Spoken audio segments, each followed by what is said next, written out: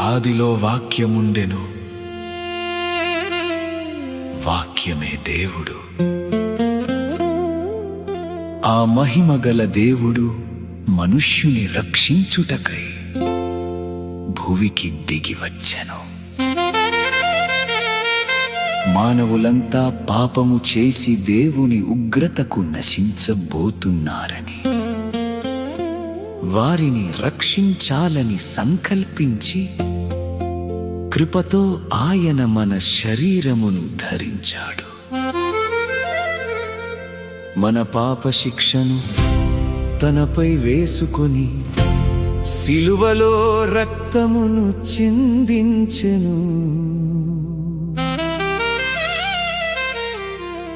ఇది దేవుని అపార ప్రేమకు సజీవ సాక్ష్యం.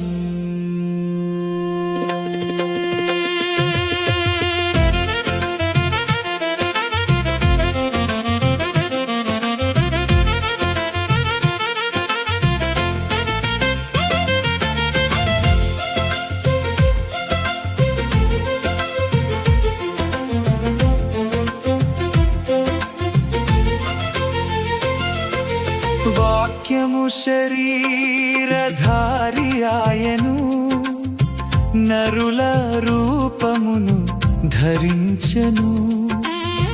రక్తమాంసములలో పాలివాడై తన రక్తమును చిందించె సిలువలో. లోకమును నిర్మించిన దేవుడు దివి నుండి భూమికి దిగి వచ్చాడు. మన కొరకై తాను మరణించుటకు మన శరీరమును ధరించాడు.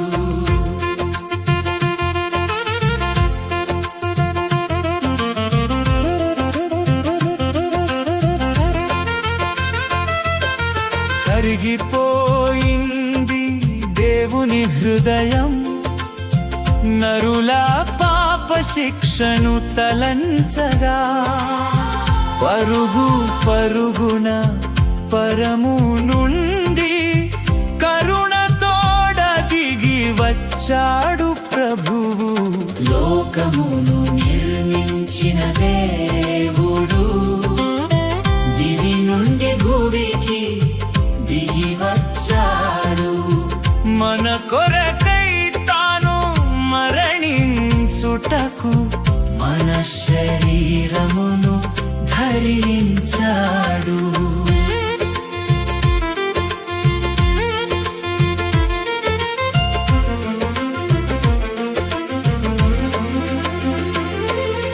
సమస్తమును నిర్మించినవాడు, ఆయన ద్వారా అన్నీ కలిగెను.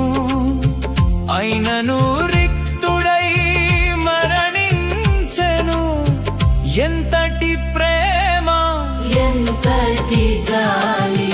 లోకమును నిర్మించిన దేవుడు దివి నుండి భూమికి దిగి వచ్చాడు. మన కొరకై తాను మరణించుటకు మన శరీరమును ధరించాడు. ఆయనను నమ్మిన వారి నెల్ల ఆయన బిడ్డలుగా చేయును.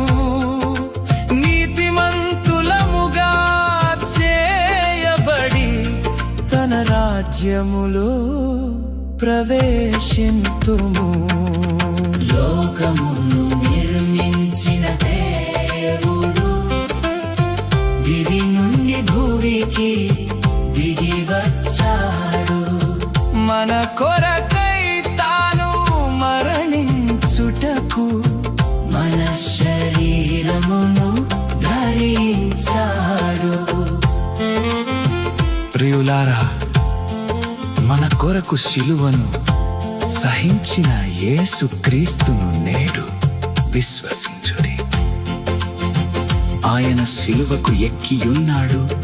ఎందుకంటే ఆయనే మనలను నిర్మించాడు.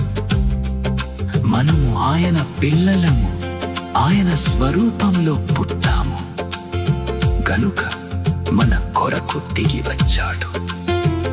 లోకంలో మరి ఏ దేవుడు మన కొరకు చనిపోలేదు. ఈ లోకము గతించి పోవుచున్నది, కాని క్రీస్తులోనున్న రక్షణ నిత్యమైనది. ఆయన మీ హృదయపు హృదయమును తెరచి ప్రభువును మీ హృదయంలోకి ఆహ్వానించండి.